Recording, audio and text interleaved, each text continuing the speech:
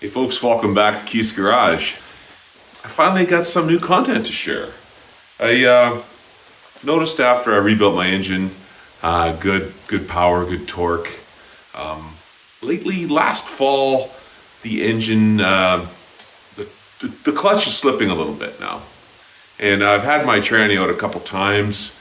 Always just reuse the clutch. I'm just pretty cheap or frugal, and maybe I just like to run things till they're worn out. And well, I'm going back in my tranny again to change the clutch. That's okay with me. Picked up a new pressure plate here and a clutch disc on eBay. They've been rebuilt. This looks like it's new. I don't know where it's sourced from, but this pressure plate is original. Has been rebuilt. This is made in the USA on Borg and Beck. It's about a 9.25 inch or so diameter clutch. And I want an excuse to get in there to have a look at my rear crank seal or whatever. Something's leaking in there. It's always leaked since I put my engine in just a little bit. And I've been enjoying the car and not in a big hurry to go back in, but now's a good excuse to go in and look at that. So we're gonna see if we can unbolt and remove the flywheel while we got the clutch and tranny out.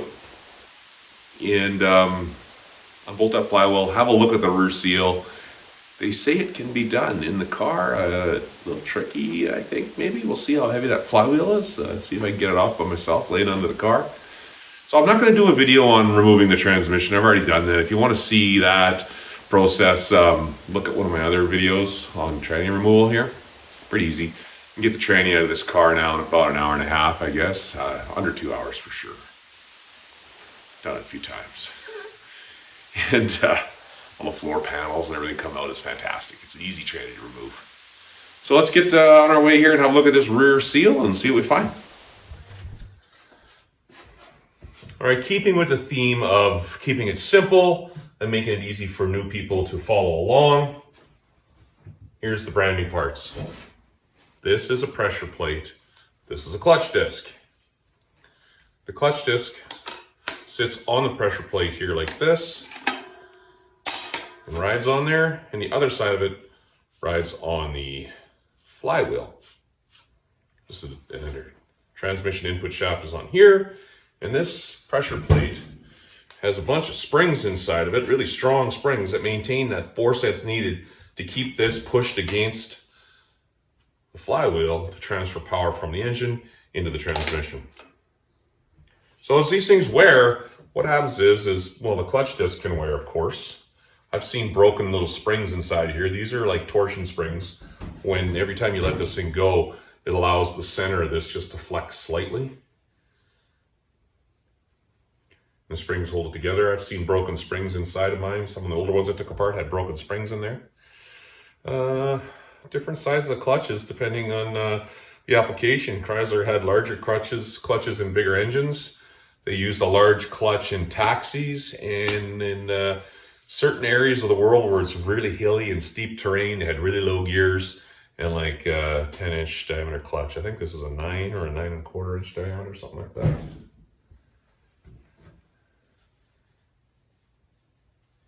As this fiber friction material wears down, you can get into the rivets, you can do damage if you use it that long. This I found on eBay. It was rebuilt, it says, so I got all new springs, and the parts look new to me. And there's markings on it.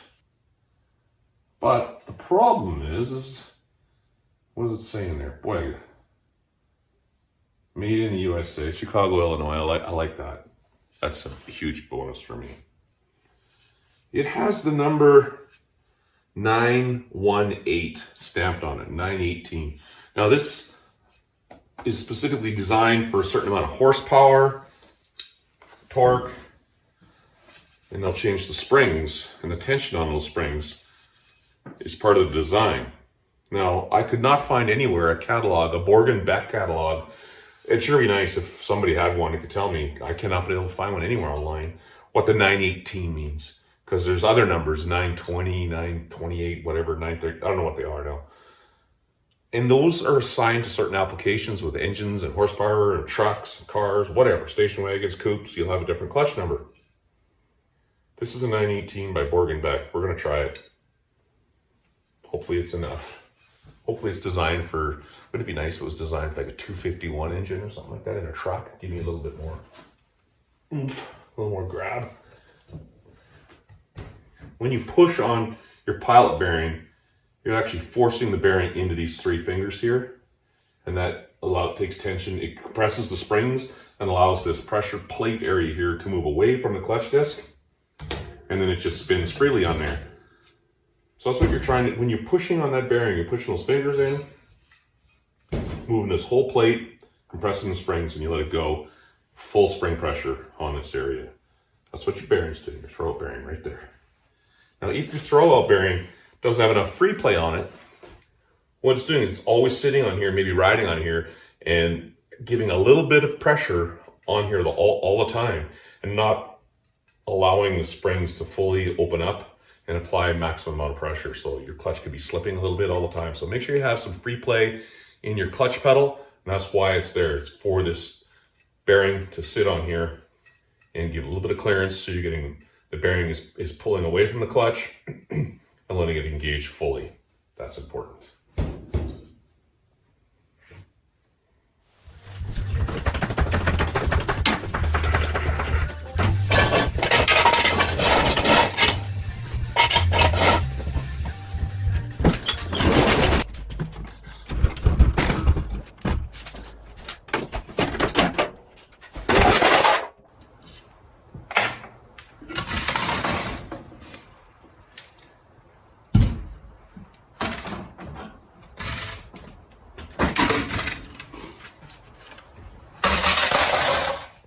All right, we're under the car here, my 38 Plymouth, and I've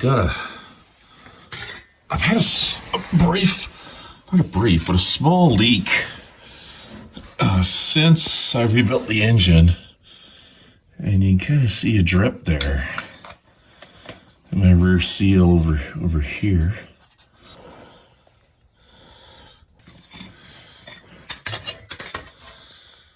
Very challenging to see exactly where that oil drip is coming from. I put in a brand new rear seal, of course, a new oil pan gasket, of course, and I got a little drip. A little one on the oil pan, not a big deal. I just need a new gasket on this drain bolt here. But everything's dry on this side. Of course, that's the clutch side. Clutch is out. I think I'm gonna pull my flywheel off here. Try it with it in the car. It can be done. I hear it can be done. I'm gonna try. I'm gonna get up there, have a look at that, see if we can see where that oil's coming from. So I learned the hard way when I rebuilt this engine that the flywheel can only mount on the crankshaft in one position. So you see there, I've marked it with just a paint pen. So when we put it back, I'm gonna be laying under this car by myself trying to get a bolt in, and the flywheel's fairly heavy. So let's just make it quick and easy, get it in the same spot where it was, and tighten that bolt down. That'll help a lot. All right, we're getting close. I'm gonna put in my spare pinion here just to prevent the flywheel from dropping down on my head when I get the last bolt out. And get my handy flywheel turning tool here. Get some of these bolts undone.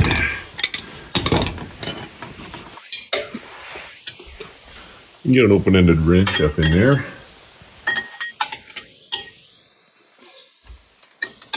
Those come out fairly easily.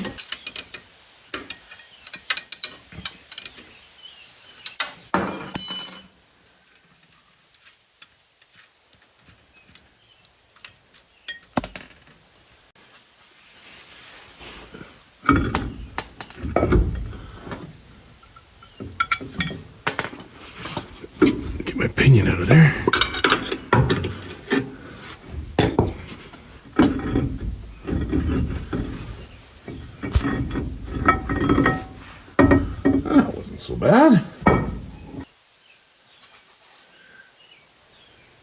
Might be coming from the oil pan gasket here.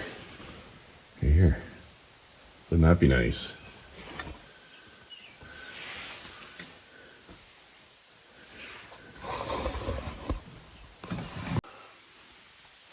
All right, we prettied it up for the camera here. I cleaned everything up with brake clean all around the seal area and down here. Put a little new spray paint on the pan so it looks good for you folks. And I think what we're gonna do is we're gonna leave this sit overnight. I'm gonna top up, make sure the oil is full. And maybe I'll crank it over a few times and don't let it run. I'll just hit the starter, get oil moving. I want it up on this cork seal. I don't know where the oil level is in this pan, if it sits down here or if it sits above that. I think it's probably lower down in this area maybe. So I'm gonna splash it around with the crankshaft throws there, get some oil on this cork, and then we'll check it in the morning, let it sit. And I got a feeling it's coming right out of here. That would be awesome. A lot easier than trying to deal with that rear seal. There's a good view of the oil pan gas so you can see the oil in this area right here. That's gonna have to come off. And under the starter here, I'm focusing it on this corner because I see something. Do you see this brass block here? This is an oil line from my oil pressure tube. That's a drip. That's an oil drip there. Something's up with that fitting or above it. It's dripping down, and it's dripping down here onto the corner of my oil pan and working its way down to the bottom and dripping off the oil pan down there. And I will take that starter out of the way and maybe figure out where that oil drip's coming from. Excellent. Huh. Well, there it is. Oil gauge line. I'm gonna wiggle it. I can see a little bit of oil coming out of the fitting. So I'm gonna build a new line and replace it completely, and I'll take that fitting out, that brass fitting, and I'll reseal it as well. I'll build a new oil line. It ends here. It ends right here. This is the tube that goes into my dash, the oil pressure gauge. So it's a pretty easy one to build. All right, this is a culprit. I dug through my spare parts. I did find a spare brand new gasket kit for the oil pan. And I was thinking about, getting under there and cleaning all that up. If you've ever done it, that takes a while. This is much easier. The hardest part about fixing this leak is getting the starter out. The lower bolt's easy. The upper bolt, you're trying to get a wrench behind there and you're getting it behind the cylinder head at the back of the engine there against the firewall. It takes 20 minutes to get that bolt out. Anyways, we'll build a new line and put her back together. You know what, just to be for sure, I'm going to leave that sit another night and look for drips again in the morning. All right, I built my new line right here. It connects up to the oil pressure gauge. That was the easiest part of this job, was building a new line. What was really hard is that inner starter bolt there. Holy, I lost a few pounds trying to get that baby in there, sweating and leaning over stuff for probably half an hour. It's just need to take a break and catch my breath. What I had to do was literally just roll it in there, like between my fingernail and my upper finger like that, and trying to get it started. That's all I could get down there like this. And then I got it in a little ways, so at least after 10 minutes of fighting, you get the thread to start. And a short wrench worked. And when you get it about halfway, and you just keep trying to roll it with your finger, and when it gets stuck, give it a little tug with the short wrench, then use your fingers again. Seems to be the quickest way. And then eventually I got to the long wrench, and it fit down there behind the block. Once it got in about halfway, that did it. Lots of fun.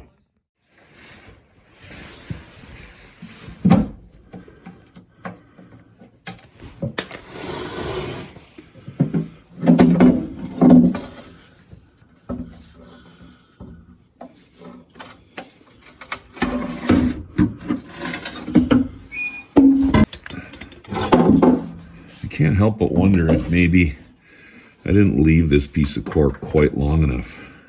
I don't know. thought I did. It says I'll leave it out about, I think it's 1/4 of an inch or something like that on each side.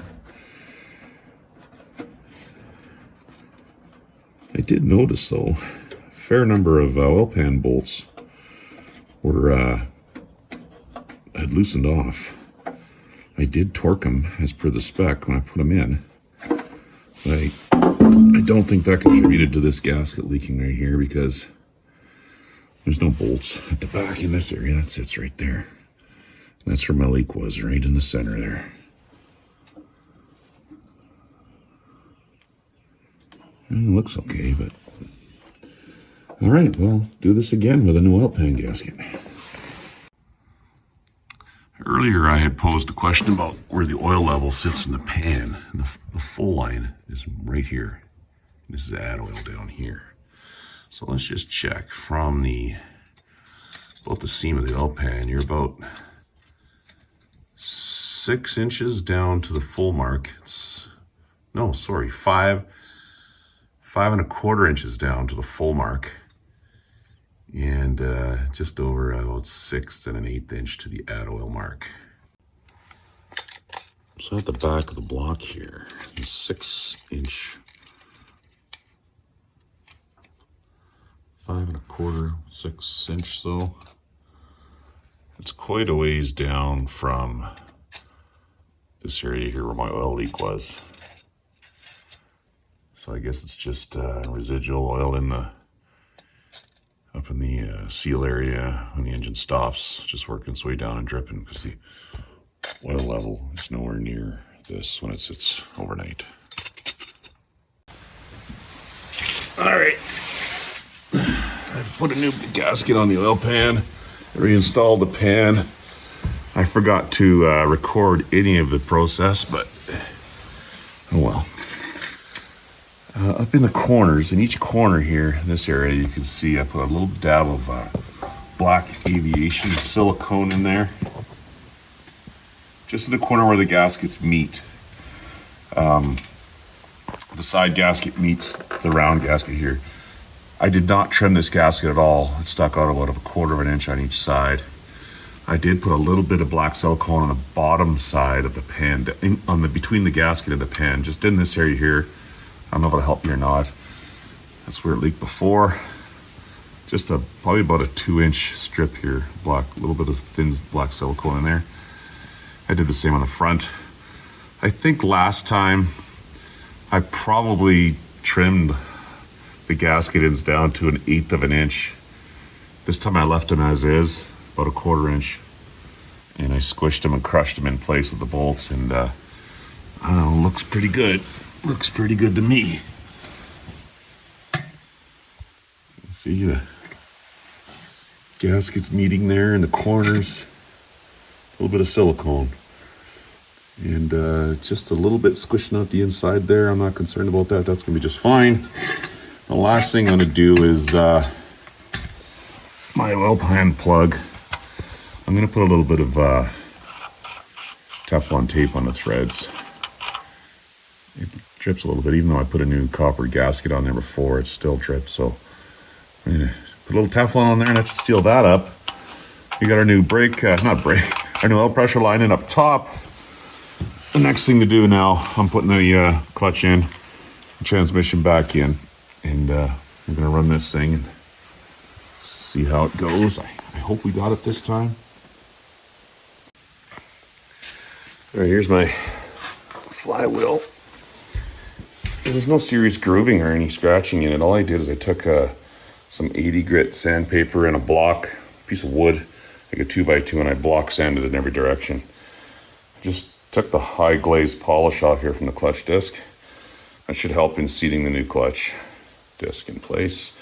And for anyone that's interested, this is the gasket kit for the oil pan that I used this is for the 25-inch long engine. All right, so if you want to stick around and see an old man get hurt, this is probably your best chance right now. This flywheel is, I don't know, it's not that it's that heavy, it's just kind of awkward. So I've got my wife up top here. She's going to slide in the transmission. Yeah, you got it there. The pinion shaft, just through the center of this to hold it in place. The tricky part is getting this inside here. Oh, that was easy. These are not expected. Tell me when I'm Yeah, we put it in there now. Alright, that basically holds it, right? So it won't fall on me. And I can start putting bolts in there. You can see my paint mark there. It needs to go something like that. Right here. Okay, pass me one. There's nowhere for me to put my No? arm in. Alright, let me get another one in up top. I think. That's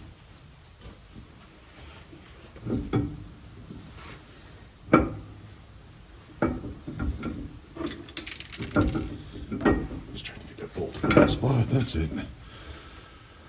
All right, thank you for your help.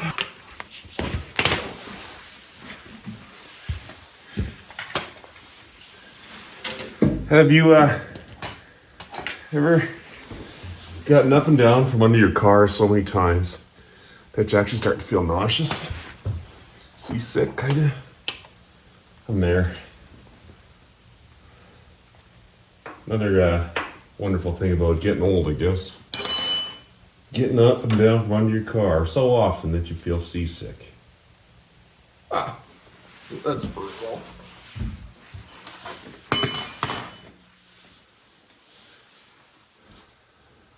Needle nose pliers. Like I said, hold the washer in place. Yeah, just needle nose pliers. Hold the washer on, then hold a nut on, and turn it just to get the threads started. Once the threads are started on the nut, push the nut in the ridge where it needs to sit into the flywheel groove. That nut on the head there, like I said, that cut on the head is going to fit right in the flywheel groove, and then it won't turn on you. And then a 5/8 wrench, crank her down tight. Now spin it on there by hand. And there's a wrench here somewhere.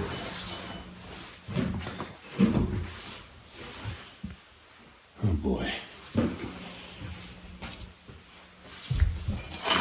There it is.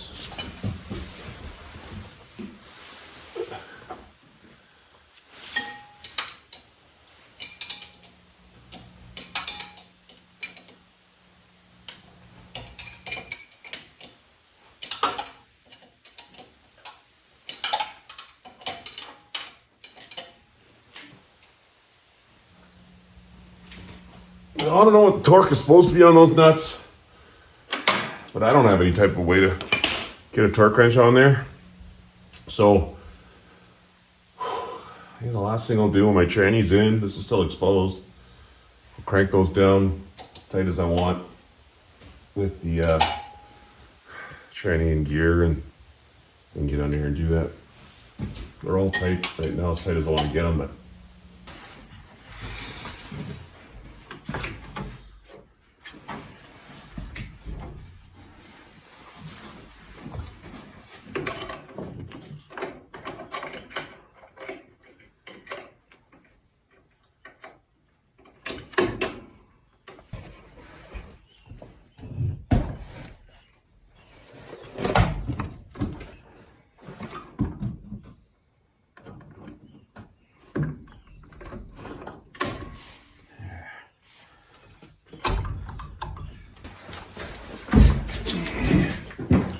before I get too carried away putting everything else in, I'm going to start it, see if my shifters feels okay, just see if it's going to run.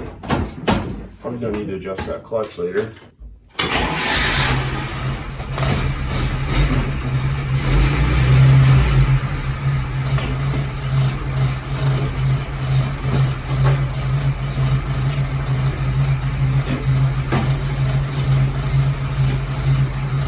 Good.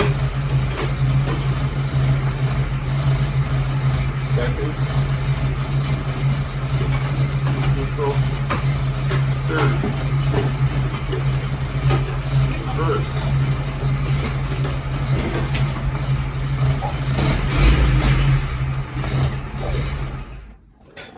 Feels good.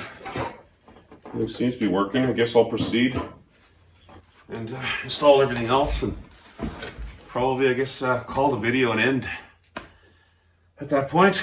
we got success. We got a new clutch. It seems to be working. We'll take it for a test drive once we get it all bolted back up. We got a new oil line on the block. We got a new oil pan gasket. And hopefully that'll deal with any oil leaks. The oil line on the block. And it's going to get hot and cycle through a few times. I will do that when I get everything finished up, take it for a drive. I feel pretty confident. We have it. All right, guys. Thanks for sticking around and watching me on this little project. If you like what you see, please subscribe. And we'll see you next time on Keith's Garage.